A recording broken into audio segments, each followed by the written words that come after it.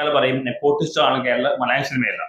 പക്ഷെ ഈ നെപ്പോട്ടിസം പറയുമ്പോ ഇവർ അണ്ടർവേണ പ്രസ്തുത പറഞ്ഞ് മനസ്സിലാക്കുന്നില്ല. പ്രണവ് ഇറങ്ങിയപ്പോ എല്ലാവരും ലാലേട്ടനെ കമ്പയർ ചെയ്തു. അപ്പൊ അവർക്ക് ഏർലി എൻട്രി ആണെങ്കിൽ അവരും കുറെ എക്സ്പെക്ടേഷൻ ഭയങ്കരമാണ്. അപ്പൊ അവരും കഷ്ടപ്പെടുന്നുണ്ട് അവര്. പിന്നെ ചോദിച്ചോട്ടെ, ഈ മലയാള സിനിമയില് എന്തുകൊണ്ടാണ് ഈ സിനിമാ നടന്മാരുടെ മകള് പെൺമക്കള് സിനിമയിൽ വരാറ്? ആര് പറഞ്ഞു മലയാള സിനിമയിൽ പെൺമക്കള് സിനിമയിൽ വരുന്നില്ല? ജനറലി കുറവാണ്. കല്യാണി പ്രിയദർശൻ ടോപ്പ് ഡയറക്ടറിന്റെ മോളാണ്.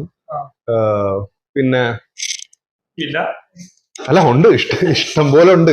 ഞാൻ പറയാം, ഇപ്പൊ മനോജ് കെ ജയൻ ഉർവശിയുടെ മോള് അഭിനയിക്കാൻ വരുന്നു.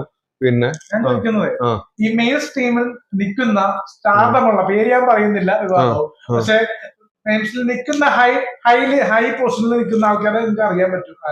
അപ്പൊ അവരുടെ മക്കള് ഇപ്പൊ പേരെടുത്ത് പറയാം, മീനാക്ഷി ദിലീപ്, അവരൊന്നും സിനിമയിൽ വരുന്നില്ല. എടേ, അവരുടെ ഇഷ്ടമല്ലേ. ഇപ്പം ഫോർ എക്സാമ്പിൾ എനിക്ക് സിനിമയിൽ വരാനാണ് ആഗ്രഹം.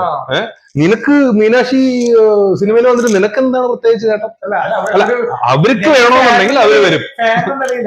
ഓ അങ്ങനെ ഓ അത് അങ്ങനെ എന്തൊക്കെ കാര്യങ്ങൾ നമുക്ക് ആഗ്രഹിക്കാം. അലൻ ജോസ് പെരേരയ്ക്ക് ആഗ്രഹിക്കാൻ എന്തൊക്കെയോ കാര്യങ്ങൾ ആഗ്രഹിക്കാം. ഓ അങ്ങനെ, അത് ശരിയാണ്. അതുകൊണ്ടാണല്ലോ ഇന്റർവ്യൂയുടെ കാര്യം പറഞ്ഞത്. പുള്ളിക്കാരത്തി മീനാക്ഷി ദിലീപിനെ പറ്റി പറഞ്ഞു നോക്കുന്ന കഴിഞ്ഞ ദിവസം ഡോക്ടറായി പുള്ളി 40,000 രൂപ വരുമാനം എന്ന് പറയുന്നുണ്ട് പുള്ളിക്കാരത്തിക്ക്.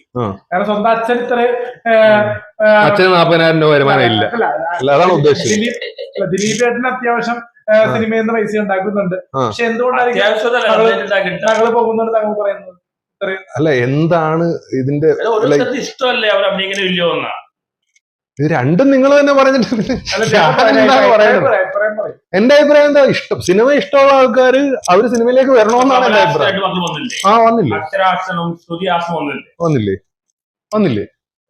വന്നില്ലേ?